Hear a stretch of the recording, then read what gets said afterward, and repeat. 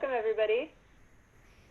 Looks like we have a good little group here. I expect a few more people will trickle in.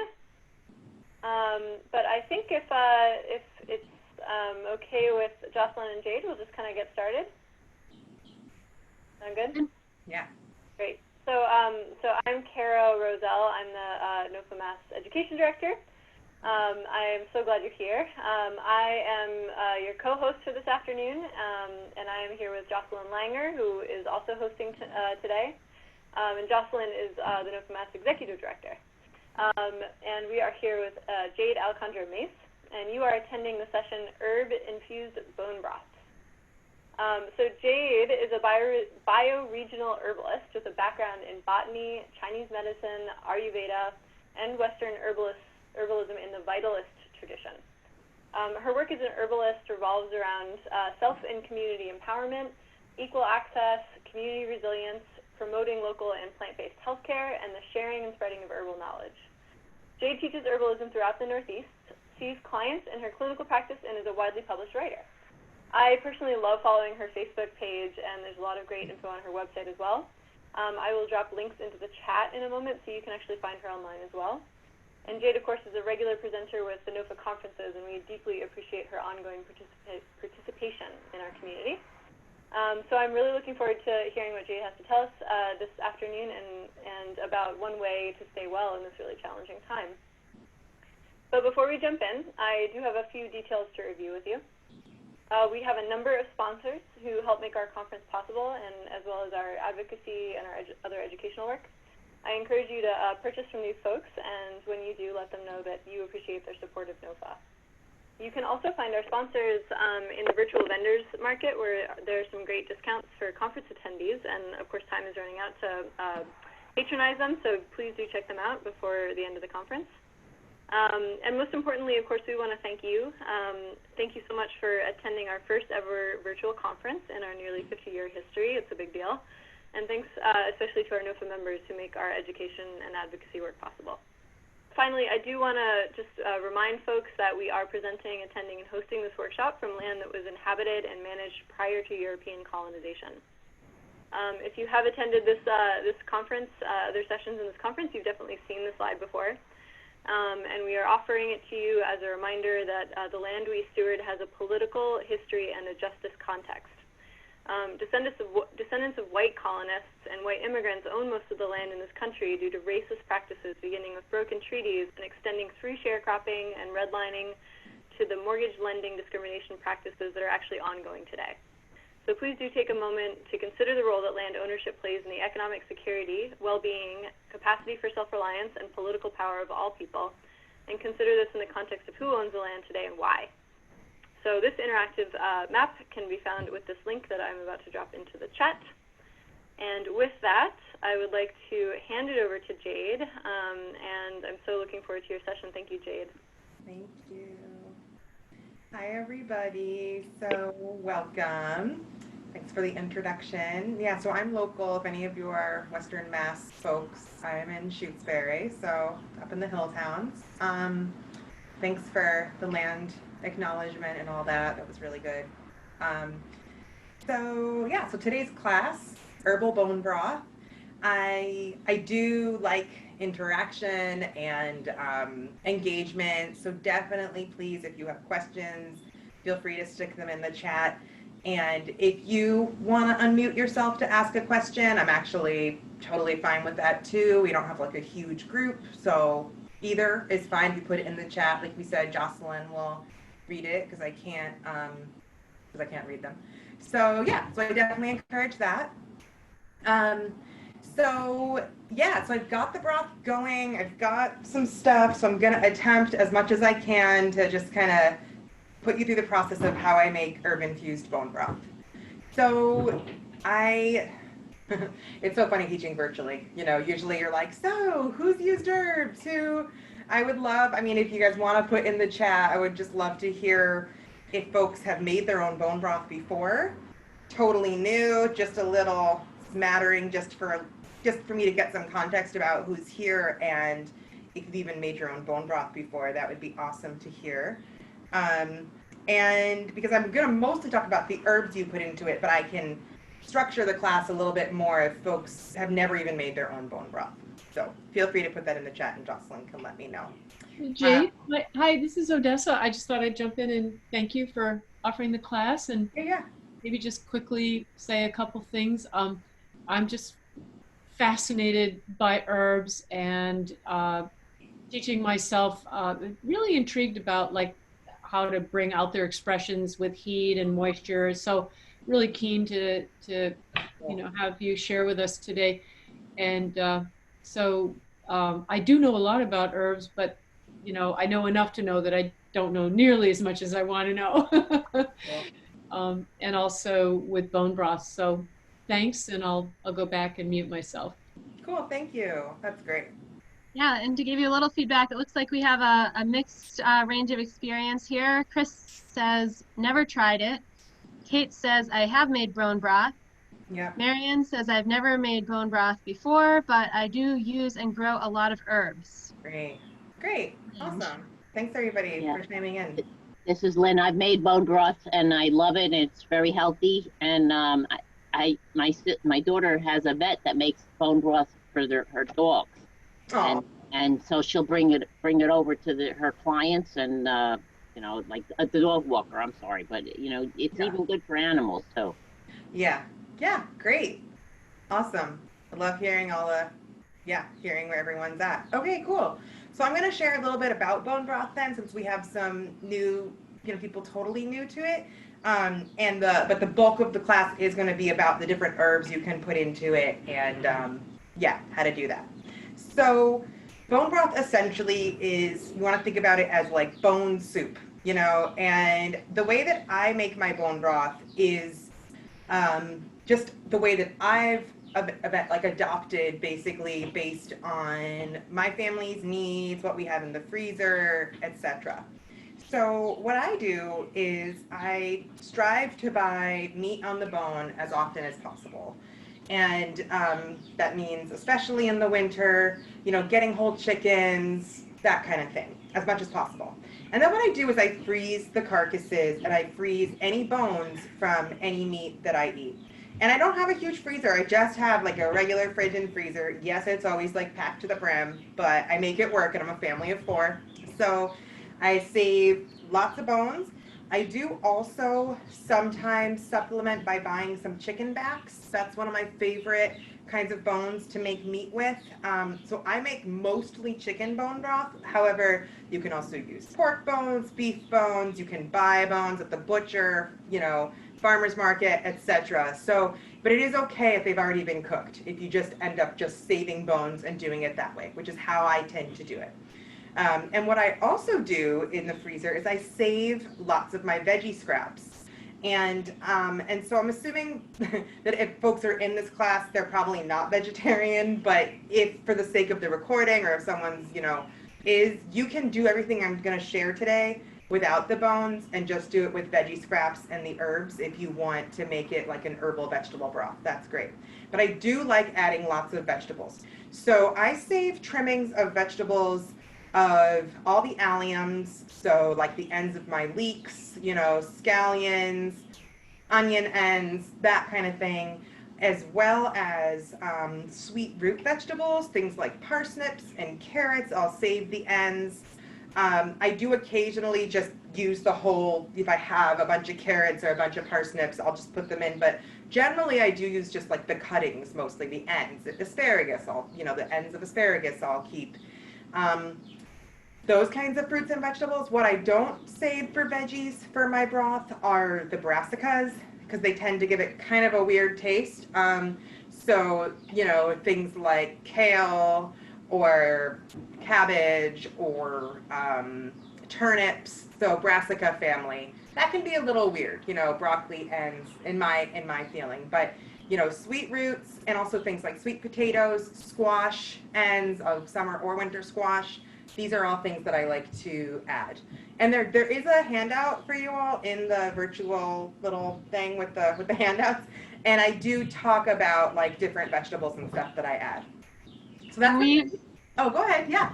Yeah, Kara put a link to that Google Doc or Google Drive in the chat, so people can also find that here in the chat, and I'll post it a few times throughout the workshop. Thank you. Thank you. Yeah. So that's kind of my baseline is I start off with a bunch of bones and veggie scraps. I don't measure this part, but just to give you an example of what's in this pot here, which is, what is this, a 2 or 3 gallon pot? It's kind of like your classic stock pot. I have the carcass of a chicken and a whole kind of quart-sized Ziploc bag of chicken bones from when we had wings, and then 2 quart-sized bags of vegetable trimmings. And that's what is in here right now. And then I just covered it all with water. So this part I'm not measuring. I'm just adding it all in. And I didn't add my apple cider vinegar yet, so I wanted to demo that for everybody. This is an important part of bone broth, and I don't measure it, so I thought it'd be good to just show you as I go, because you can kind of see, but I do give a measurement in the handout for folks. So I know some folks are like, this is total kitchen medicine, right? So you don't have to measure any of it. Some folks are going to want to see how many glugs I add, and some folks are going to want to see the measurements. So in the handout, there are measurements if you're wanting. So I'll do like that about, and it's not going to taste vinegary. It's going to totally cook out. Another great thing to do is if you know how to make herbal-infused vinegars, you can use an herbal vinegar to add, if you made like a nettles vinegar in the spring or something like that, and I often do that. I'll add a herb-infused vinegar just for an extra little oomph. And the purpose of the vinegar is it's pulling out the minerals from the bones, so it really helps. You don't have to add that if you're just doing vegetables. And in a nutshell, bone broth, before you even add any herbs to it, it's very healing to the gut and very immune boosting and very nourishing. Those are the main ways that I work with bone broth in my practice with my clients. So, and then I personally, for my own family's health, I find it to be the main vehicle for herbs that I then give my family. So this is the main way that my kids get herbs, is actually through herbal bone broth. And so they get it way more in the fall and winter months. In the summer, I'm always feel like I'm slacking a little bit, but then again, they're getting way more fresh fruits and vegetables and so on. But so in the winter though, for use, we use this bone broth as our liquid portion anytime we make a grain. So if we're making rice or quinoa or whatever, I don't use water, I use the broth. And then anytime I'm making a soup or a stew. And because this is kitchen medicine, and because probably each batch is going to be a little bit different based on what vegetables you used, how many bones, etc., I do encourage you to taste each batch. And if it's very strong, what you can do is you can dilute it with water when you're making something with it. Meaning if, let's say, if your rice, you use a cup of water and a cup of broth, Same for soups and stews. So taste it each time, and you may want to water it down, and that's totally fine. And then the other way that you can use it, of course, is just warming it up by the mug and adding a little dash of salt and just sipping it, which is super nourishing and lovely. So those are all ways. And just a little bit more about kind of overview about broths in general.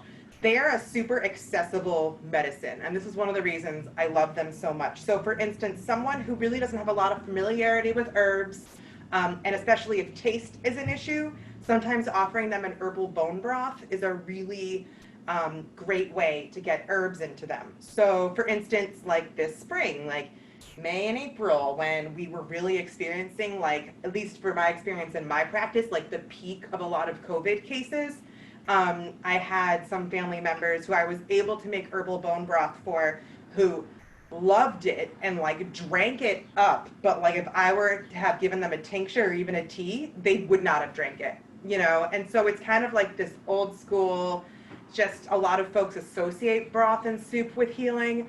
And so it can just be a really accessible way for folks to both take their herbs and to offer herbs to folks. And that's actually the case for my kids, for example. It's they might not want to drink 3 cups of tea a day, but they're down for the rice, So those are just some kind of broad ways of thinking.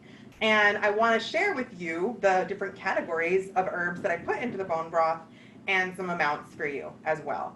So I'm gonna first just kind of give you the different categories, and then we'll get into each category a little bit more. And in your handout, there are lists of herbs that you can take, from each of those different categories. And I'm gonna share about those too, but I probably won't remember to mention every single one. So in the handout, there's more.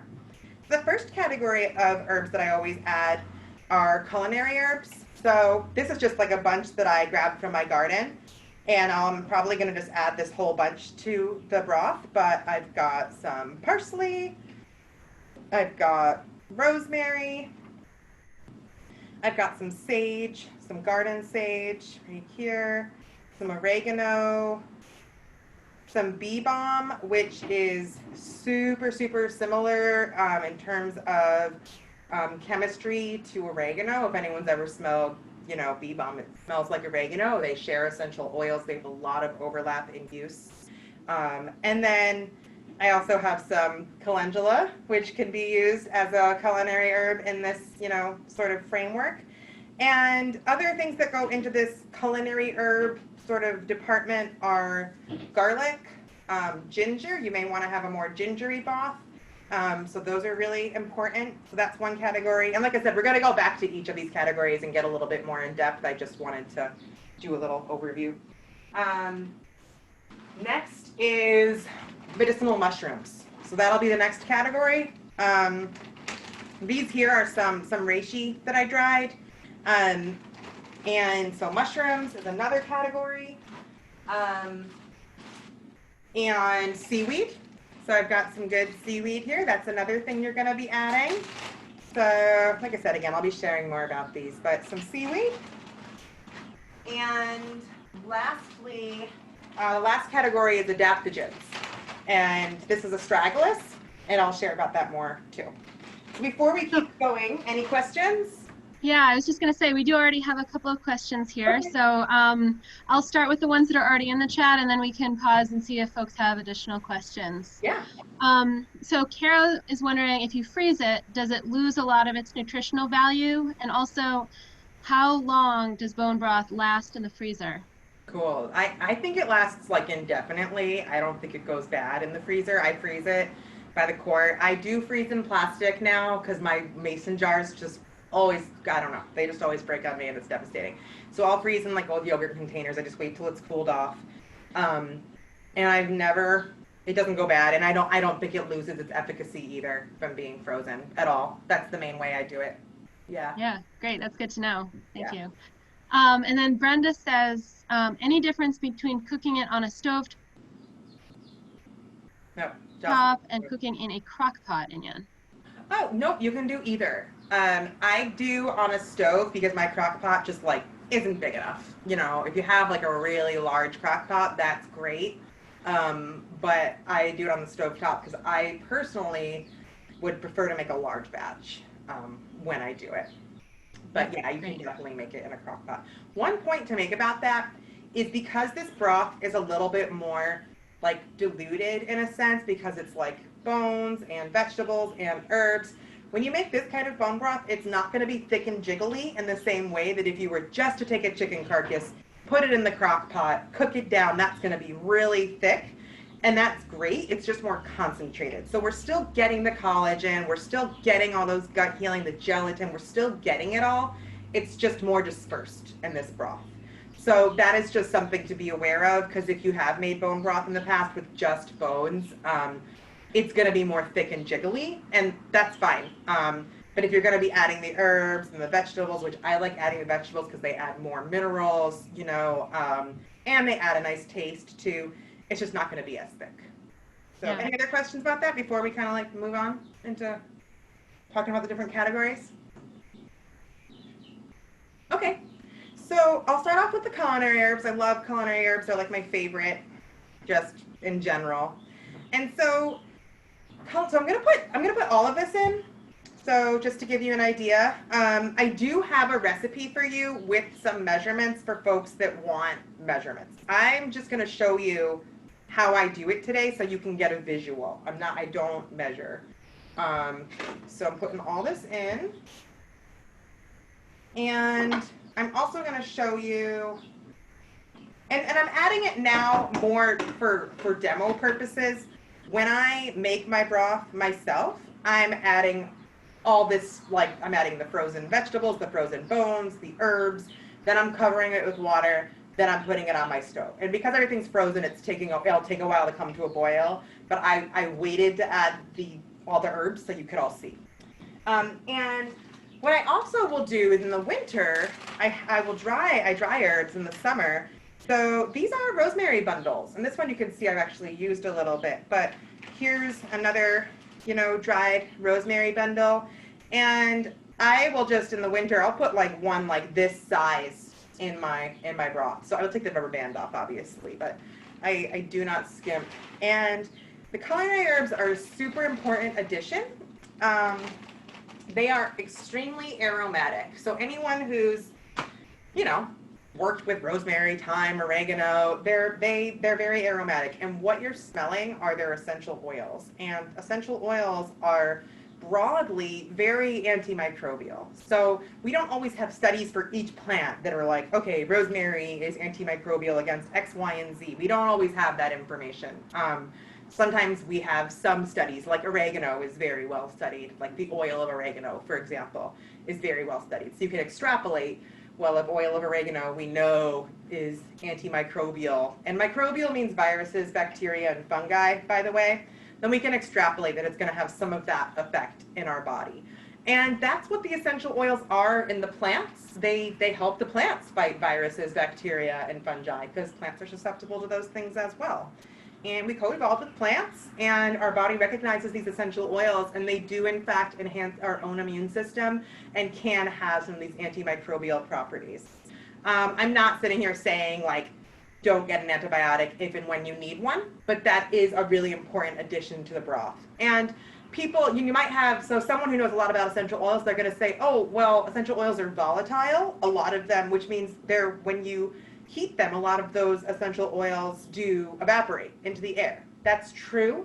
So if you're doing like an herbal steamer, the best example is when you make a cup of like peppermint tea and then you can smell the peppermint, right? Those are the essential oils. So you do lose some essential oils when you heat it like this over time. However, a ton still get in the broth itself. So I'm not overly concerned. That being said, if you are overly concerned, I would suggest adding a bunch of culinary herbs at this point, and then towards the very end, you could add some more just to, get more essential oils. And that actually brings me to like how long you want to do this and everything, so I will just share about that now. I like to let my broth cook for anywhere from 12 to 24 hours. I do it on my stove.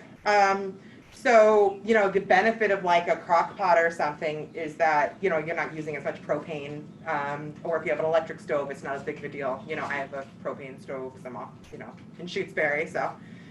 But yeah, so that's one thing to be aware of. And what I do is I will like turn it off if I leave. So it's not like I feel like I have to be home for like 24 hours straight. Like in the winter, I'm really not concerned. My house gets cool enough. So like if I have to go out, I'll turn off the heat. Usually I put it in, I'm sorry you guys, I know there's some noise happening. I have family, so they're making noise, but they'll be gone in a minute.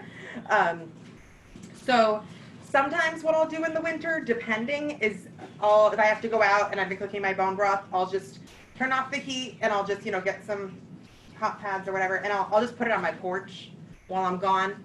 Because I'm mostly making my broth in the fall and winter months, so then it can stay cool. You can put it right in your fridge if you have the room and your fridge. I never have the space in my fridge, but you can do that. And then when you come home, you can just put it right back on the stove and get it going again. So I often do that. It's very rare that it's cooking, for that stretch all by itself. And as it's going, you're going to be adding some water to it.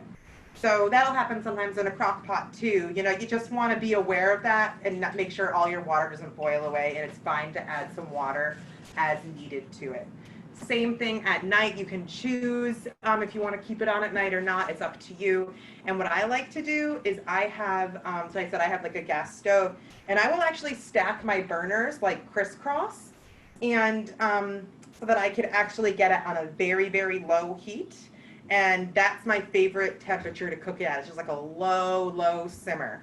And so I will stack the burners because it allows it to be even just like a little bit lower of a heat. So I want it on like a low, gentle simmer. I don't want it on a rolling boil because it's all going to boil away, all the water. So that's kind of my, way. That's how I do it. And then when it's done, of course, I just wait for it to cool, and then I strain it into my quart-sized jars, and I use like yogurt containers, and I freeze those, and then I take them out as needed. And I pretty much try to always have one thawed out in my fridge. So the culinary herbs, more about the culinary herbs. Those antimicrobial essential oils, they're excellent for stimulating immune function, and they're also very warming, which is great in the winter months. And they're also really good for digestion. So overall, the culinary herbs are among the most antimicrobial herbs we know of. Like cinnamon is one of the most widely studied antimicrobial herbs that exists, is cinnamon. Thyme, oregano.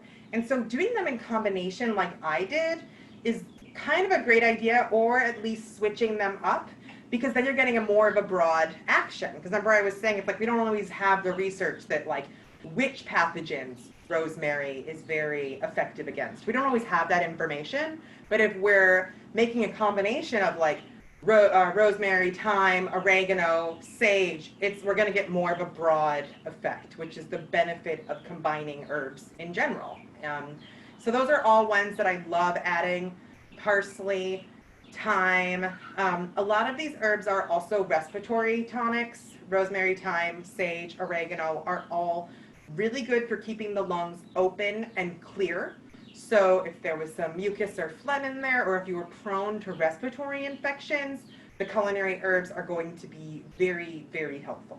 They also just add a nice flavor, they just add a nice flavor. So use your favorites. I encourage you to harvest and dry a lot of them right now. And if you have access to that, and like I showed you with the rosemary, I just bundle them up, and I will just tie a rubber band and hang them to dry. And then once they're ready, sometimes I remove the leaves from the stems, but most of the time I don't worry about that, and I just store it in my cabinet, my spice cabinet, like this. You can totally put it in a jar too. So culinary herbs are key, and they're very safe, they're food grade, and I like to do a lot of them. So I'm gonna just give this a little stir. And just like, I guess one more thing to say about culinary herbs, right, is that they also help with food preservation. So I've also found, for instance, that like these broths, like if I have them thawed out in my fridge, they have a very long shelf life in the fridge. Like they'll last a week or two, again, because of those essential oils. And we can see how food has been used as medicine in this way throughout the globe. For instance, the closer you get to the equator, the more hot and spicy the food gets. That's about food preservation. That's like ancient food wisdom, and that if you're eating a curry super rich in garlic and ginger, and you're in a tropical climate where food spoilage is really, likely to happen, especially before refrigeration, that is, that's going to help. First of all, to prevent any pathogen from being in the food, but B, if you were to ingest one, then you're eating all that medicine in your food to help fight any potential foodborne pathogen. So, garlic is super well studied, so that's great. And I already put garlic in here. I love putting lots of garlic.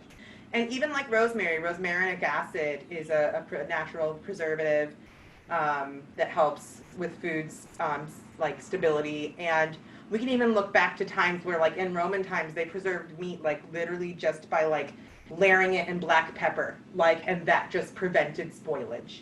So those are some other aspects of it in terms of both like preventing infection, but we can also think about that in our body, that if we do get sick, those same essential oils can actively fight the infections in our body. So we're always going to add some culinary herbs. Next, let's talk about adaptogens. So adaptogens are a class of herbs that are getting some play now. They're so in herbalism, we categorize herbs by their herbal actions. And an herbal action could be, you know, it could be as simple as something that's shared with like Western medical terminology, like an antispasmodic or an anti-inflammatory. There are certainly herbs that do those things. Or it could be an herbal action that's kind of specific to herbalism, like nervine, which are herbs that calm the nerves, or adaptogen. And what adaptogens are herbs that help balance the body. And they specifically bring balance to 3 systems of the body, and they kind of have to hit each of these systems in order to officially be categorized as an adaptogen. And the 3 systems they bring balance to are the nervous system, the endocrine system, so your hormones, and the immune system. So they're incredible herbs. They're really important. They're, you know, really good herbs for our time, because stress suppresses our immune system. So if we're stressed, our immune system is going to be lower. That's just mostly because of inflammation, because stress creates inflammation, and inflammation suppresses our immune system. So that's just one avenue of the way that these herbs are helpful. In the broth, we're really mostly looking for the immune support. And many of these herbs have been super well studied. They often increase longevity. They often enhance your resistance to sickness. If you do get sick, often it doesn't last as long. They enhance overall vitality, and they really are supported for the nervous system, generally through the adrenals, so supporting the adrenals. And they're just an excellent class of herbs. The most famous adaptogen out there is ginseng is really famous. It's way too stimulating for like most individuals, really. So it's not one that I really recommend for broths. But just to say, some people have that familiarity with ginseng. Also, ginseng is endangered in the wild in the U.S. and it's extinct in the wild in China. So it's not, you know, American ginseng. If you were to buy it, make sure it's cultivated. That's really, really important. And a great resource for you all, actually, Jocelyn, if you could put this in the chat, is United Plant Savers. I don't know if any of you are familiar with them, but United Plant Savers is a conservation organization dedicated to medicinal plant conservation. And they have a great website. They have lists of herbs to watch in terms of conservation status, herbs to not purchase from the wild, or, you know, wildcrafted, or to harvest yourself. So I do feel like if you're going to be engaging with herbs, it's really important to be aware of what plants United Plant Savers is suggesting cultivated only. And it's based on input from herbalists, scientists, foresters. It's very well studied. So I just strongly recommend that. So there are a number of different adaptogens that you can add. Adaptogens have traditionally been soup herbs in China, and most of our adaptogens come from Chinese medicine, and most of them were literally, this is how they were and are ingested, is in soups and broths. So you can absolutely go to like a really authentic Chinese restaurant, and a lot of the adaptogen herbs I'm going to share about could be in your soup. So Astragalus is one of them, and this Astragalus is what we call in herbalism cut and sifted. So I don't know if you can see that. It's basically just chopped up. That means cut and sifted. It's just little bits. And so that's one way Astragalus comes, but it's really a more modern way of it coming. Often it also comes in these big long strips that look like a tongue depressor or a popsicle stick, but bigger. I just, you know, this winter those all sold out. So that's a heads up also, is that if you're interested in purchasing some of these herbs from like online suppliers, I mean, not even like winter, like over like COVID spring, a lot of these herbs completely sold out. So it's just something to think about if you want to. I would probably suggest getting some now. So anyway, those strips of Astragalus were sold out, so I wasn't able to purchase them. But the reason that they come in those strips traditionally in Chinese medicine is because they're considered a soup herb. So you throw a few strips in anytime you're making soup or rice or whatever, and then they're large enough that you can easily fish them out before you serve it, or you just eat around them, because they never get soft enough to eat. Some of the Chinese soup herbs do. But anyway, that's just like to really illustrate like how much these are considered like food as medicine herbs. And other adaptogens to consider for this category are Codonopsis is a really great one. That's one of my all-time favorites. Eleuthero, and these are all in your handout. And those are my tops. I mean, those are my tops. You can see the others, but those are the main ones that I like to add. And those are available from bulk herb suppliers and herb shops. Those herbs are common and accessible. So I'm going to show you how much about Astragalus I add. So I'll make sure. So it's a very safe herb. So I'm going to add a nice handful and one more handful. If you were adding the strips to this, I'd probably add 10 or 12 strips. Again, you have, you know, a recipe, and the recipe that I have for you that I suggest following if you're like totally new to this is the recipe shares about these different categories of herbs, and it tells you like approximate parts to use in the formula, and it really explains it pretty well. It's a little bit abstract to talk about in this context, but I do just want to encourage you to check out the handout, and it talks about how many parts of each herb to add in relation to each other. And also I'm super accessible over email. So if you're like, go to make, you know, some broth or something and you're like, I really just don't get it, you can reach out to me. But if you're brand new and you want to do it by measurement because this feels too kitchen medicine, I suggest purchasing the dried herbs and mixing them in the parts that I tell you in the recipe, storing it in a jar so then you have your broth mix. And then what you do is for every cup of water, you add a tablespoon of your broth mix to the water. So it just means you're gonna have to measure how much water you add, but that is sort of another way to do it that talks about all these categories of herbs.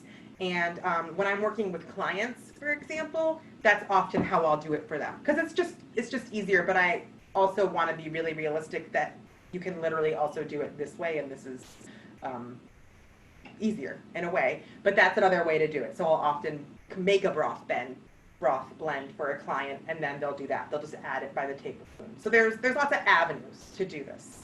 So the adaptogens, you really want to think about them for the ultimate immune vitality support. Astragalus is renowned for this. We do have some research about Astragalus in terms of increasing white blood cell count, which is really wonderful. It's very well tolerated by children, elderly.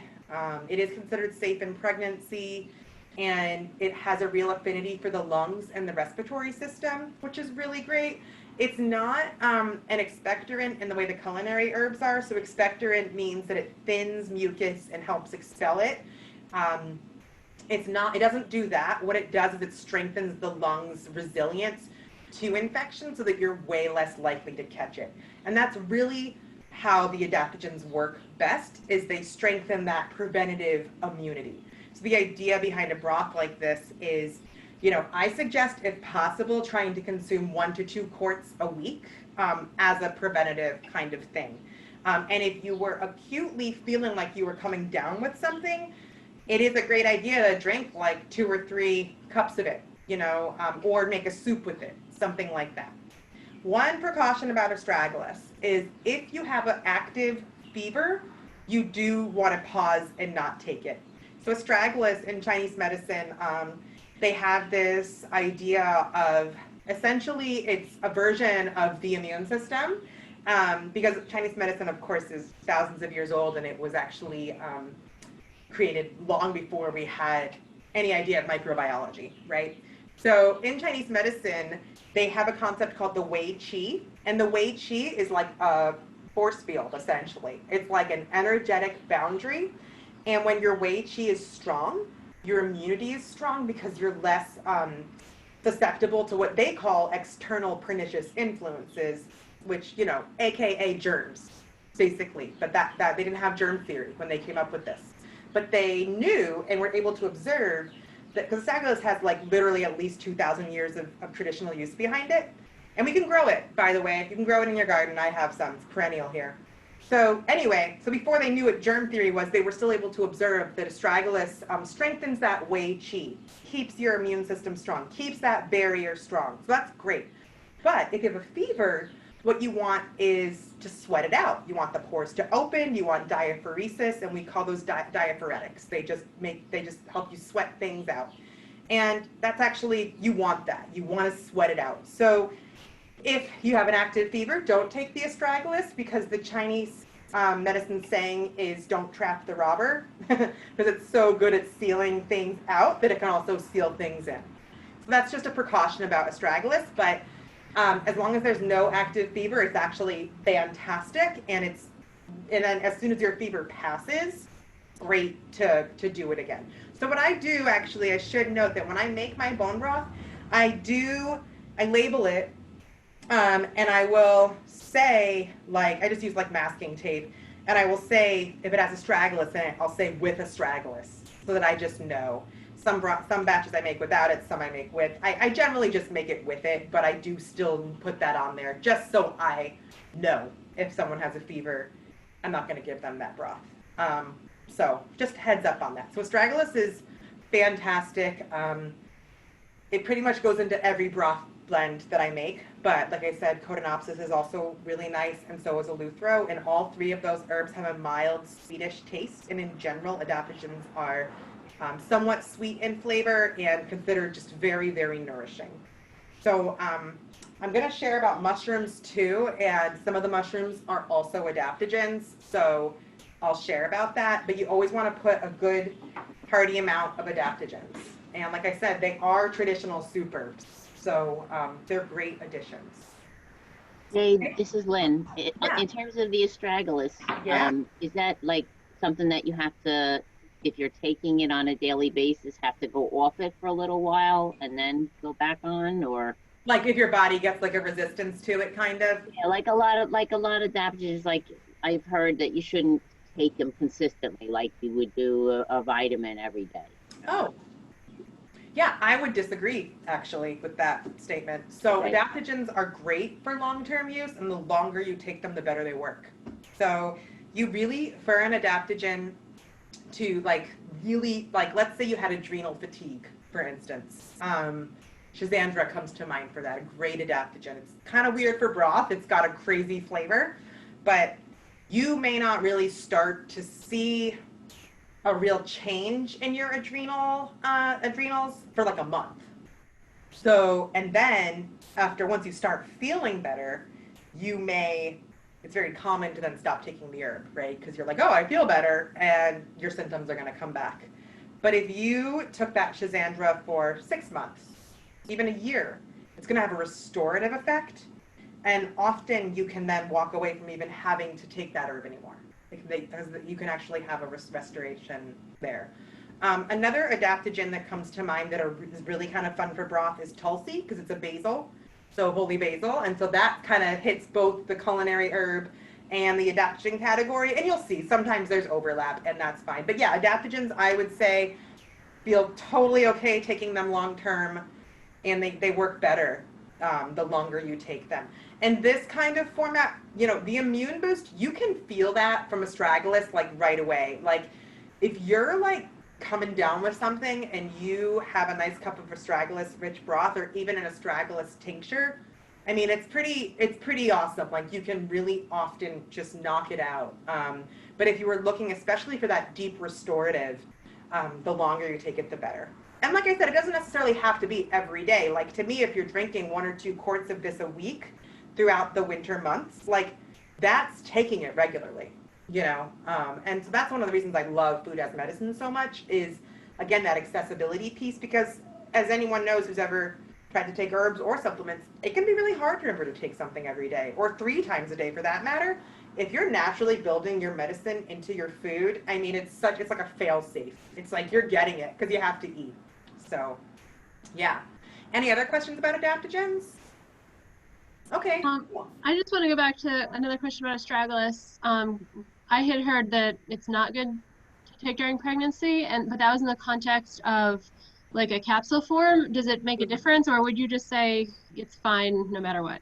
There's no studies that show either way. So the American Botanical Safety Handbook, which is published by the American Botanical Council, is considered the gold standard of contraindications. And there's no, they do not have a precaution with Astragalus in pregnancy. So there's, but, every herbalist is going to say something different maybe. Yeah. So that's my feeling, and I do feel okay. I have worked with pregnant clients, and they've done Astragalus, and, so I really will use both tradition of use and the American Botanical Safety Handbook, which, and sometimes we have studies and sometimes we don't. It's really, really tough. So always, listen to yourself, listen to your body, listen to your intuition. That's my number one thing I would say when it comes to, herbs and contraindications is, yes, we have, standards like empirical use or clinical studies or, the safety handbook, which is, the gold star. But if you take an herb and it doesn't feel right in your body, listen to that, Yeah. Yeah. And then Odessa has a question. What type of plant is Astragalus? It's in the pea family. It's so it's an herbaceous perennial, and it gets maybe 3 or 4 feet tall. It occasionally dies out in the winter, but what I actually think is happening is rodents are eating the roots because it's like a tasty treat for them. They seek out the medicine. So when it disappears, I'm pretty much usually I think voles ate it or something. But yeah, so it is fairly easy to grow. I mean, you need a lot if you want, because it's a root. It's not like a peppermint patch where you can harvest bushelfuls. But so if you want to harvest enough for your own use, you want to grow it like a crop. And usually it's ready to harvest in about 3 years. It's not that hard to start from seed, and Johnny's has those seeds. I saw for sponsors, Johnny's and Turtle Tree. They also have Astragalus seeds. They're pretty readily available now. Any other questions? Okay, cool. So let's keep going.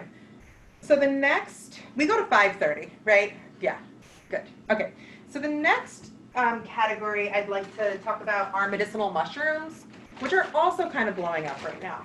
So what I have in this bag is a bunch of dried reishi, and this is the hemlock reishi that is native here in the Northeast. So it's Ganoderma suga, and it grows on dead hemlocks. And it is pretty abundant. If you do know what it looks like and you want to harvest it, you want to wait till after it spores so that it has a chance to proliferate. And you'll be able to see the spores on the surface of the mushroom. It's a shelf mushroom. And they'll look like little rusty powder. And then it's fine to harvest. And it's fine to harvest it with those spores. It's fine. You can ingest those. It's not a big deal. And you just want the underside of the mushroom to be white and not starting to rot. Occasionally there's going to be a little spot here and there. It's literally impossible to get a perfectly pure white underside. And sometimes there's little bugs that just scurry away. So that's just a part of wildcrafting it. But if it looks like it's really starting to go by, really discolored on the underside, then I wouldn't harvest it. And of course, always taking no more than I would say of 10% of what you find. Because we want to leave some if there's other foragers, but really we want to leave it for the animals. The animals eat the mushrooms. They need them. The ecosystem needs them. And so, I'm not here to then have everybody go wildcraft all the reishi, but just to know there is some, and because of the hemlock woolly adelgid beetle, which is killing hemlocks, we actually have a kind of a proliferation of reishi. Part of the kind of interesting flip side of that is there's this incredible medicine growing on these hemlocks when they die. And so, there is enough for folks to take some. Unlike something like chaga. So I will make a little plug about that. I don't recommend chaga in my broths. I know it's people are super into chaga as a medicinal mushroom. Yes, it does grow in the Northeast, but it's getting severely over-harvested, and it's a very slow-growing mushroom. It does not have the same reproductive cycle as something like, say, maitake, which is hen of the woods, or reishi, which is an annually fruiting mushroom, right? So it's the mycelial layer in the trees. You're going to get a flush, just like if you ever grown shiitake, you're going to get a flush every year. The chaga, it just gets a little bit bigger every year. It has its own whole really cool life cycle, and it does not release its spores. It releases spores like once in its life or something, like towards the end. I think it might even be like when its host tree dies kind of thing. I'm not an expert, but it's like, it's not like these other mushrooms. So I really just want to say that, just please don't use chaga, you know, unless, so I have a friend who, because I'm in Shutesbury, so it's owned by a lumber company, most of it. And so what he will do is when a forest is slated to be logged, he will go in and harvest the chaga, and that is an example of a sustainable harvest. So if you trust someone, and I trust this person, so if you trust someone and they're like, yeah, this is where I was able to get it from, then that's a different story, you know? But for the most part, if you're buying chaga, no one's cultivating chaga except for the mycelium. So if you're getting a chaga fruiting body medicine, it's wild crafted. So just a heads up about that. So mushroom medicine is very profound. They are known to be among some of the deepest immune support that we have. They work in some really interesting ways. So they have a certain compound in their cell wall that stimulates our immune system, specifically because our immune system kind of thinks that it's a pathogen. It's a very, I'm forgetting, oh gosh, it's in your handout, the name of the constituent. And so you're literally, when you take medicinal mushrooms, it's like giving your immune system a workout, which is a really good thing. We want our immune system to be challenged. It's really important. And so what happens with the mushrooms is your body, sort of identifies this non-pathogenic constituent from the mushrooms as a pathogen, and so it's getting to work a little bit. That being said, I know the question is probably going to come about autoimmunity, and the really interesting thing about mushrooms is they tend to be immune modulating, meaning if folks have an overactive immune system, like in the case of autoimmunity, which after what you just heard me say, you might be like, oh, well, wouldn't the mushrooms not be good because they're going to stimulate the immune system, so they're going to make my autoimmunity flare? Turns out they actually have their own innate intelligence. It's really cool. So, there's very few, if any, folks who have autoimmune disorders who can't do the mushrooms. And in fact, they find that the mushrooms modulate their immune system and help bring it back into balance so that they're not as flared up, which is amazing. So they're considered immune modulators. Again, that being said, there's always going to be an idiosyncratic person, and that is true with herbs, is that someone can always have an idiosyncratic reaction to an herb, meaning for whatever reason it gives them a rash. It's not like it's going to kill you. That's not what I mean by idiosyncratic, but you might just get a bellyache or a rash or a headache, or maybe it does flare up your autoimmune symptoms. And then just like I was saying with the Astragalus, and then in that case, listen to that, listen to that. But they are considered immune modulating. I like to use the fruiting body, which is the part you can see. A lot of mushroom companies are using the mycelium now, which is that underground layer that is really the main part of the mushroom, or you'll also find it in trees for shelf mushrooms. There's a lot of research that's being done on the mycelium. The tradition of use is on the fruiting body. Again, so reishi, for example, literally goes back thousands of years, especially in Chinese medicine. And this reishi, our local reishi, is in the same genetic complex as Ganoderma lucidum. So this is Ganoderma sugae, because it grows on hemlocks, which the hemlock tree, not poison hemlock, and the hemlock tree is Tsuga, its Latin name is Tsuga canadensis. And so the Ganoderma suga, indicates it grows on the Tsuga. And the reishi that is traditionally used in China is called Ganoderma lucidum. So the same genus, and mushrooms have consistently, for taxonomists, it's trying to classify mushrooms as crazy. And so they create complexes because when they really do the work, they're these are the same. They're so close. So they created a Ganoderma lucidum complex of reishis that fit into that sort of same, they're considered so closely related genetically. And our reishi is in that little complex and can be used as a bioregional analog for the Chinese one, which is great. And so other aspects of reishi. So reishi is a really great mushroom to include in your broth because it's also an adaptogen. So everything I was saying about supporting nervous system health and increasing our resilience to stress, which the adaptogens do, hormone balancing, as well as the immune support, reishi is going to hit all those points. Reishi also has an affinity for the lungs and the respiratory system. It is often combined with astragalus in Chinese immune formulas. It is considered a Chinese soup herb.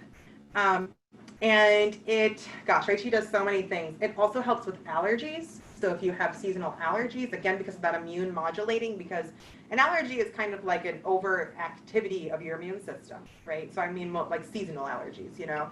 And so it's going to modulate that allergic response. Reishi is also very calming. So I mentioned earlier nervines, and nervines are herbs that are calming to the nervous system. Reishi is very calming to the nervous system. So it can also be taken before bed. It can be taken just for overall nervous system support. And I feel like we all need that. So this is one of my favorite mushrooms to put in.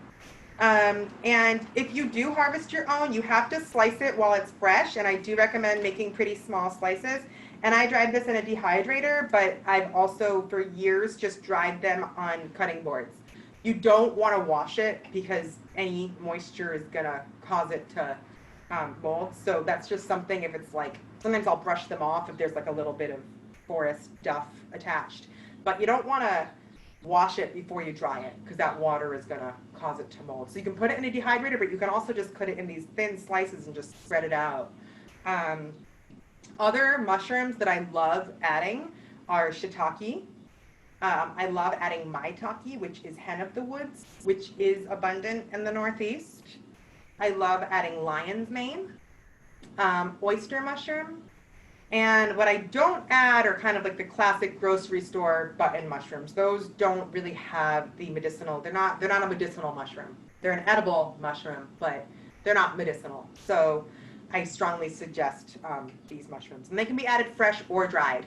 A great place to get dried mushrooms are Asian food stores. If you're local here in the Valley, there's a place in Amherst called Mom's House that has bags and bags of dried reishi, dried shiitake, beautiful, really good quality, and you can use those in your broth, but they can also be fresh. And you know, and the great thing is that now pretty much all grocery stores at this point, they have shiitake, which is awesome. So use shiitake if nothing else, and shiitake is delicious. They're all delicious, really. I'm going to show you how much I add.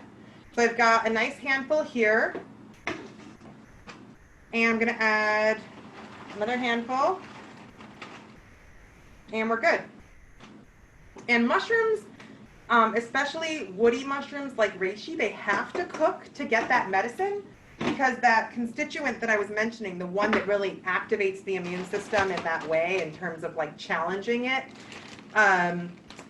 it's in the cell wall. And the cell wall is it's made to not break down. That's the whole point of a cell wall, is to like resist permeation.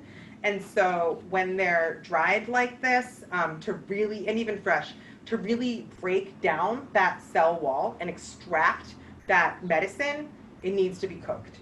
And this is a really good example of one of the ways that medicinal mushrooms are misused is, for example, like a reishi powder, just like taking reishi, powdering it, and sprinkling it on your food. You're going to get some fiber, you're going to get, you know, a little bit there, but you're not going to be getting the immune benefits. So when a mushroom is very hard, like reishi, for example, it has to be simmered, and that's going to go into the water. Now you can buy powdered reishi extracts, and that's a different story. And then you can use those mushroom extracts in your broth. What those are is they cooked it down in water and they concentrated it, and then basically like dehydrated it into a powder. So it's like an instant powder extract. So that's really different than a powder. Now if it's a soft mushroom like shiitake or maitake, lion's mane, etc., you can cook those and eat them and get the medicine that way. You can put them in a broth. But again, if it's a powder of those, it needs to be cooked. So if it's like a raw, like if someone just dried shiitake, ground it into a powder, tried to sprinkle it on your food, you're not going to get a whole lot, as opposed to putting it in your broth. But eating it, you'll get the medicine. So mushrooms are one of those things that You know, considering that we're in a pandemic, if you're doing one thing for your immune health, I would suggest mushrooms. They increase the intelligence of the immune system, and they also increase the immune system's ability to signal to itself. So, for instance, just activating immune cells like macrophages and T killer cells, like they also flag cancer cells that often the immune system misses. So medicinal mushrooms are, that's really a good way to put it. They increase the immune intelligence. So they're really important. And they actually do that in the forest too. The mycelial layer, we're learning more and more, it's how so many of the sort of chemistry of the forest works in terms of communication. And I like to think about that in the body, kind of like microcosm, macrocosm, like it increases communication in the forest of all the different plants and the trees and the whole ecosystem. I like to think about it as the same way. It increases that communication of our body, and it's just ability to communicate. So that's a really important one to add. Something I want to say too is that if you're making, bone broth, and maybe you only have one of the categories here, like maybe you only have some rosemary in your garden, do that. It's like, this is like ideal. These are the categories of herbs that I love to add. But if you only have some reishi, do that, so just use what you have is kind of what I want to say. Any questions about that? I feel like I saw something in the chat, but maybe I didn't.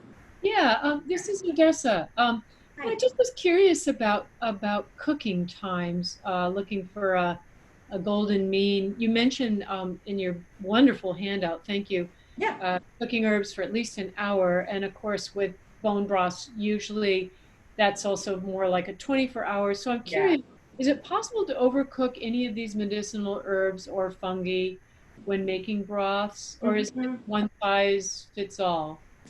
It's really hard to overdo it. Like I said, the only thing you're going to eventually lose some of are the essential oils, but even that, there's going to be so much that just stays suspended in the solution. Water is the universal solvent. It's amazing at extracting constituents. So I don't feel that you can overdo the mushrooms, because eventually, even if everything's out, it's not going to break down. Those constituents aren't affected. Adaptogens you can cook. The seaweeds, which we're going to talk about next, you can cook. Vitamins will break down to heat, so that's something like vitamin A and vitamin C. So this wouldn't be a good extraction method for that kind of thing, but if you're looking for like alkaloids and polysaccharides, which that's the word I was looking for. That's what's in the mushrooms, polysaccharides. And they're also in a lot of adaptogens. Those you can just extract, and they're good. So at the minimum, I think for the mushrooms, an hour is good. The other herbs, if you were just like in a pinch and you just wanted to make like a quick cup of like Astragalus tea, you'd still want to simmer it because it's a root. You always want to simmer roots, berries, barks, seeds. That's important because they need more to extract. So if you want to make a quick cup of like just Astragalus, for instance, you could simmer it for about 15, 20 minutes, and that's great. But I do feel like the longer you cook it, not only does it really just get this deep, rich flavor, it kind of harmonizes it all. So I actually encourage you guys when you're making this to taste it at various steps of the way. And that actually, Odessa, might be a good practice for you too. Because it may reach a point where you feel like it's done, or you, let's say it cooked for 12 hours and you taste it, and then at 14 hours, it's kind of the same. Then you can be like, all right, I can chill now. I can stop, But in summary, it's kind of hard to overcook them. Like, it is, yeah, definitely. If you're throwing everything into a pot, and I generally do my broths in a slow cooker, and and then leave it for 24 hours, and totally. It sounds like I won't lose any of the beneficial qualities of any of these wonderful herbs. Totally, you're good. Great, thank you. Yeah. Any other questions? Okay, cool. So the next category I want to talk about are seaweeds. So I have a lot of different seaweeds to share with you. I have some different companies for you to check out. So a few great local Maine companies are Atlantic Holdfast, which they have a great website, and Ironbound Island. These are both Maine-based. Both these companies are like magical and go out like in their rowboats at the full moon and harvest the seaweed, like because when the tide is low, you know, they have to time their harvests with the moon, with the tides. Sometimes that means they're going out at 2 in the morning. You know, it's pretty cool. And so the Maine harvesters are all very conscientious, and they're all kind of trained by the same guy, which his company, oh, what is his company? It might even just be called the Maine Seaweed. His name's Larch Hansen. I think it's the Maine Seaweed Company. And if you're really interested in seaweeds, both these companies and Larch Hansen's, which if you just look up Larch Hansen Seaweed, you'll get his company. His website has tons of recipes, and it's just lovely to support these local, these local things. And this is some seaweed that some friends brought back from me from Maine several years, well, it was this spring, but I think they got it last summer. So this is digitalis and kelp, and they were on like a little canoe adventure, so they were able to harvest some. And so if you know what you're looking for, the only one you can really harvest from the shore easily is bladderwrack. And bladderwrack can also totally be harvested. It has a pretty strong taste. It has the strongest taste of all the seaweeds, so it's just something to be aware of. But that is one that you can, you know, and you can purchase these also at most online bulk suppliers, but these are just two really great companies. One on the Northwest is Nature Spirit Herbs. This is sea palm, which is one that you can actually just eat. And Nature Spirit is really great if you want some West Coast herbs. Or seaweed, and you can just eat these, which is great. Most of them you have to cook, but certain ones can just be eaten. I know a lot of folks had concern about, like Fukushima and radiation getting into the seaweed, and this particular guy has done a lot of field work for a larger kind of studies around that, and the great news is that it doesn't look like the seaweeds are holding on to radiation. So just something to be, I know some people were getting really freaked out about that. What seaweed does do is it is very iodine rich, and radioactive iodine, well, so this is why people take seaweed after a time like Fukushima, for example. And it's also why people take iodine, you know, because if you're iodine deficient, your thyroid will take up the radioactive iodine. But if you're supplementing with seaweeds, and they're very low dose, which I'm going to share, they're very low dose. But if you're supplementing with seaweeds, then, you know, the idea is that if your thyroid is saturated with this iodine, it's not going to uptake the radioactive iodine, because unfortunately our thyroid can't, like, it'll do both. It'll take both. And even like after, you know, Hiroshima and that tragedy, folks in Japan that were doing traditional soups, like traditional miso, which also is protective against radiation, which is, you know, rich in seaweed, had immensely better outcomes. So that's one thing right there. Seaweed protects against radiation, which is amazing. They also have these incredible polysaccharides. Fucoidin is one of them. Another one is alginate, which are very detoxifying to the body. They tend to also be very anti-cancer, and they're very immune enhancing. And there are a lot of studies out there on kelp specifically. So we have some like sciencey people here who are like, I want to know about why kelp is so great and why fucoidin is so great. You can go to like PubMed is a great little research hub, and you could put in kelp, and there's actually a lot of studies on it. So those are some of the ways that seaweed and they are immune enhancing also, that those same polysaccharides are shown to be immune enhancing. Now, with seaweeds, like I was saying, these are considered low dose. And we do have that in herbalism where there's low dose herbs. And the reason they're so low dose is that they're so mineral rich that we could overdo it because they're rich in macro minerals, things like calcium, magnesium, phosphorus, that kind of thing. But they're also really rich in those micro minerals, things like zinc or manganese that you need, but you don't need too much of. So even in cultures where seaweed is very traditional, like in Japan, it's no more than 10% of the diet ever.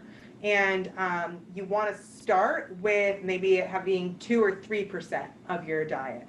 And so if you're taking it like as a powder, which you can take seaweed powders, which you can, that is when you can sprinkle on your food, about a teaspoon is a good starting place. And so you're going to see in a broth, I'm not going to add as much. I'm probably going to add about, what is this? 1, 2, like 2.5 6-inch strips is what I'm adding. And this info is again in your handout. And seaweed, in addition to adding, the minerals, the immune support, the detoxification, the protection against radiation and cancer, they also contain the umami flavor. So this is kind of fun. And so do a lot of medicinal mushrooms. And the umami flavor is just a delicious, tasty taste. So what it is it's the savory taste. So you have taste buds on your tongue for umami. And what umami does is it enhances the savoriness of your dish and makes everything taste better and makes you just want to keep eating it. So an example of a synthetic umami is MSG, monosodium glutamate. Glutamates are one of the naturally occurring umami constituents. I believe there are actually glutamates in seaweeds. And so when you put a seaweed in your broth, it just adds this like depth of flavor and that umami that also makes you want to keep drinking it. So that's another good reason. There are lots of other seaweeds you could add. So this one is Irish moss that I showed. This is kombu. What else do I have for you? Oh, I guess, other ones you could use are wakame, and these are on your handout. Dulse, which can also just be eaten. Dulse is really delicious. Bladderwrack, which maybe isn't one to start with because it has a pretty strong flavor, but I really love it. I love it because I can harvest it in Maine. And that's what you want to do for the seaweeds. And then at this point, how are we doing on time? Oh, wow, cool. And then at this point, it's just going to cook like we were talking about. And, at least that 12 hours up to 24. I don't add any salt to it at this point, but I like to add salt more like I was saying, if I want to like have it by the cup kind of thing. Any questions about any of that or comments or, yeah, I never finish early, but I finished early. So I'm happy to take questions or anything or comments or. Yeah, great. Yeah. Thank you so much. Yeah. I'm really inspired. I have various things in my kitchen that I've kind of forgotten about, and as you're mentioning these things, I'm realizing, oh, I have that. Oh, I have that. I just forgot to use it. That's great. Yeah. Good to have a reminder. I feel the same way. I'm gonna make a bone broth with all the herbs that I have. I have some in my garden, and I have a lot of the culinary herbs and stuff in the freezer. So yeah, and I'm gonna order stuff online now. Yeah. For the winter, because you're right, everything was out. I mean, it was. Yeah, well, if for folks don't know, Frontier Co-op has great herbs. They're a cooperative. I really like that. They're in the Midwest. They tend to have pretty decent shipping times compared to some other bulk herb companies. That's probably one of my favorites right there. And then if you're local, Blue Dragon Apothecary is in Greenfield, and they carry all these herbs, and they're doing curbside pickup right now. So that's great. I think they even sell like broth blends too. Yeah, I'm so glad you're going to make it, because I mean, I really do feel like, especially if you're already making bone broth, not adding herbs to it, it's just kind of like a missed opportunity. Yeah, I never even thought of it that way, and I do a lot of herbal. I've made oxymels, I've made, a lot of extractions, but I've never even thought of bone broth as a vehicle. And, I have a granddaughter, and she loves, you're right, you can get it into kids easier, you know. And even my mother-in-law, you know, I know she loves soup, and she's you know, gone through all kinds of stress, and this will be a really good thing that I know she'll eat, you know. Totally. I mean, like, And then to make rice with it, and to yeah. make quinoa with it, you're adding it to your diet. This is a great idea. Oh, I'm so glad to hear that. Yeah. Yeah, I mean, I've just been uh, just supplying family members with broth. Like, it was really telling for me. Like, I knew that I loved herbal bone broth and knew that was like a major key medicine for me in terms of how I practiced herbalism. But since the pandemic, you know, things have settled down now. I'm in Massachusetts, but especially early spring, I mean, I was just making my family like gallons of bone broth, you know, like extended family members, and like I said, a lot of these were folks that maybe wouldn't have been super open to herbs, but they love soup, and they'll make some soup with it because they know what broth is. So, yeah. I have a very specific question, but I want to see if other people want to jump in before I ask this question. Sure. Does anybody have a question they want to ask right now or type? Okay, feel free to dump things in the chat. Oh, Chris, did you have a question? Yes, I do. Yeah. I recently came upon some shelf fungus on a tree that had fallen, but it was a brilliant orange and yellow color. Oh, What? oh, go ahead. I don't know what it was because I don't know, and I'm not familiar with fungi, but I went back there after 2 or 3 days and it had disappeared. It was like and so I was like, was this something that is edible? It sounds like chicken of the woods. Chicken of the Okay. woods is brilliant orange yellow. Yes, it was amazing. It's amazing. So someone probably saw it and harvested it. Yeah. Or an animal. I mean, the animals eat them. Well, yeah, it looked like there were pieces broken off around the trunk, and I thought maybe an animal Yeah, that's what it had sounds like. missed or scattered some of it about. Yeah, probably chicken of the woods. You know, I'll just give the caveat, which I'm sure you know, don't identify it just based on what I said with mushrooms, but that's what it sounds like. Thank you. But it might come back the next time it Yes, rains. I'm You know, gonna so you know, wait a couple months and then go back to that spot, and you might see it again. Yeah, I'll have to keep my eye on that. Yeah, area. chicken of the woods has a nice, and that one also can be used. Very great for immunity. Chicken of the woods, it's like now through the fall. Reishi is like a summer one, so we're in reishi season. Maitake, which is my all-time favorite, the hen of the woods, that one grows at the base of oak trees primarily, and that is more of a fall mushroom. But that is like, sometimes you can find gold mines of that one, and it's so delicious. It's that umami flavor comes through with it. It makes the best broths, it makes the best soups. It's really good. Yeah. Thank you. Yeah. What was your question, Jocelyn? Oh, well, so I love ginger. I often make ginger tea. I put ginger in all sorts of cooking. But I've tried a few times to put ginger in chicken broth, and I always end up being disappointed. It always ends up tasting really sour. So I don't know if I'm using too much or if it's reacting with something else that I have in that. I don't know if you have any thoughts about that. You froze for a quick sec, so you said it ends up being too sour. Did you say something else, though? Yeah, it ends up tasting really sour. Interesting. Ginger is considered spicy / pungent and a little bit of bitter. I really only put ginger in my broth if I'm kind of really trying to send it in more of like a Asian direction personally.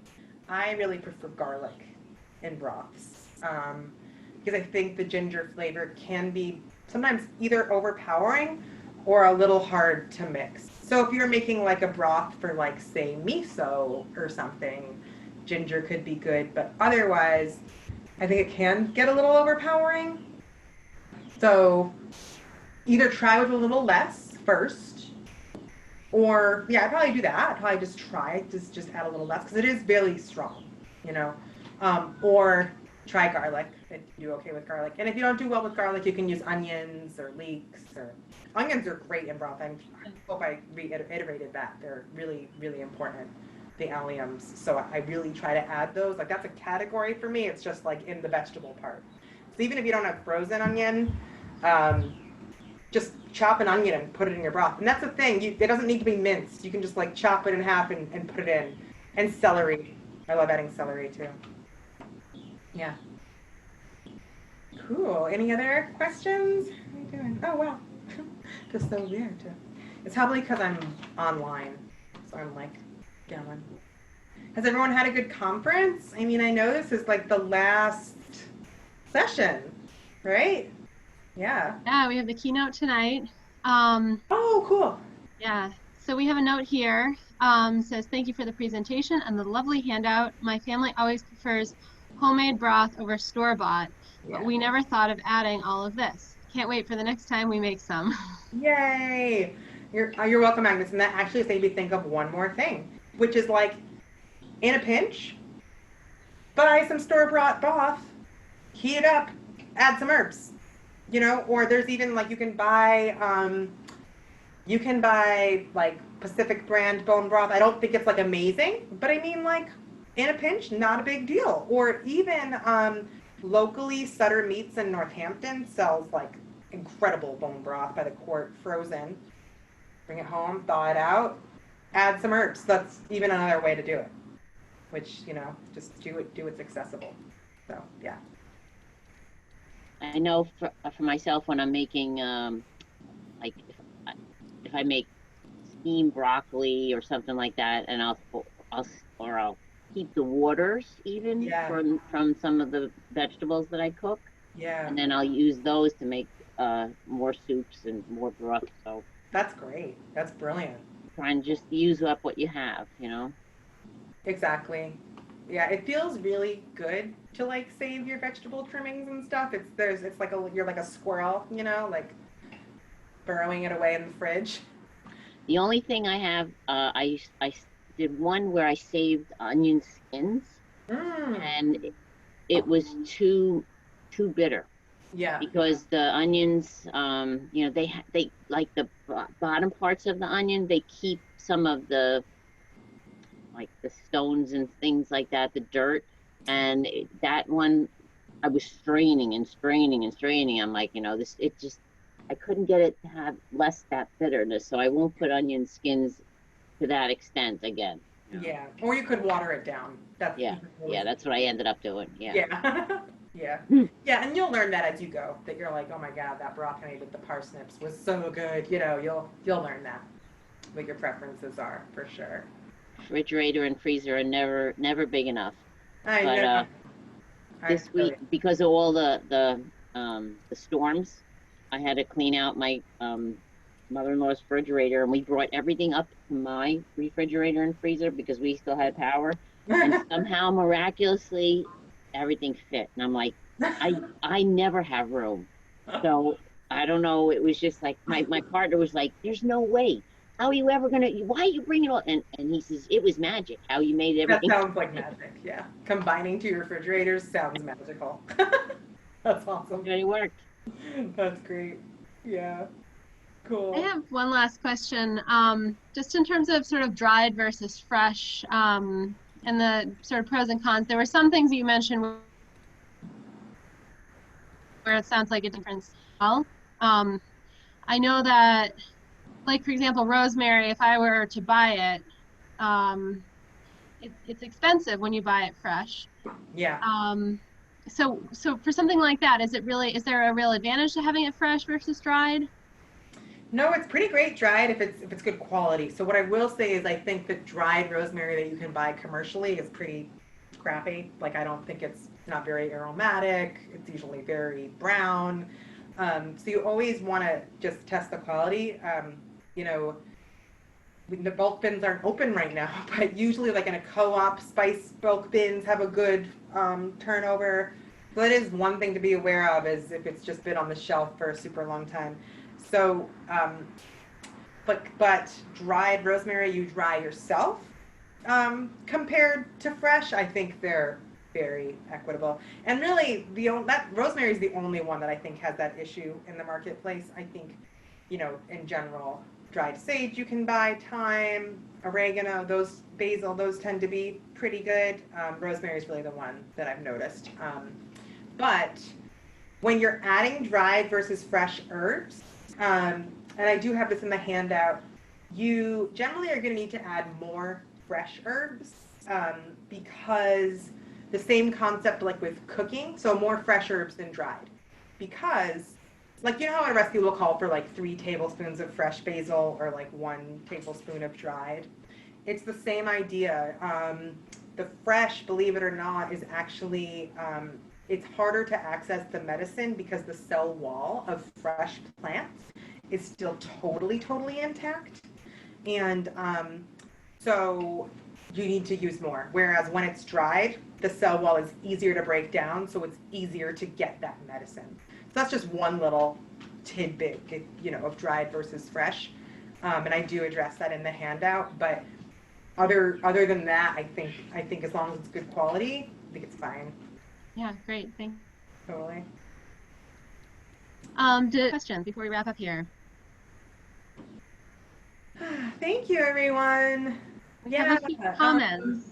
Totally. I have like an online presence, so for any folks that are still, you know, that aren't local, my website, I think maybe you put up, but it's milkandhoneyherbs.com. I teach online classes, so this winter I'll be teaching like an online spice rack medicine class that is all about kitchen medicine. This is one of the topics, but each of the categories we talked about, I go like way more into. And then I have a Patreon, and I have monthly online classes on Patreon, which is a really accessible way to access my work. It's like $5 a month so if you want online herbal classes, you can check that out, and yeah. And you can also get on my mailing list through my website as well. So wonderful. yeah. All right. Thank you so much.